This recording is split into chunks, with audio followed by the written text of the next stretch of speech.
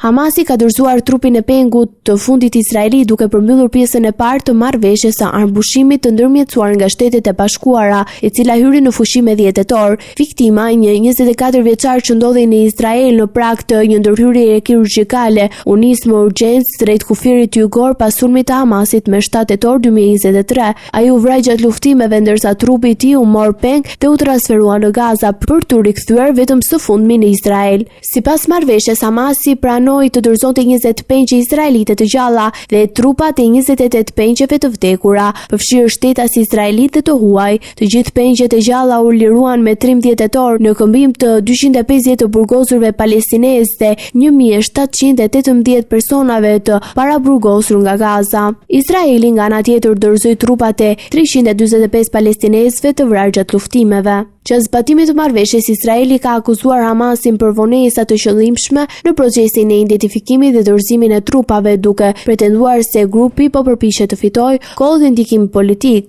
Hamasi e mohon këtë dhe pohon se kushtet e vështira në terren, mungesa e mjeteve dhe dëmtimet e infrastrukturës e kanë bërë të pamundur lëvizjen dhe kërkimin e trupave në zonat e bombarduara.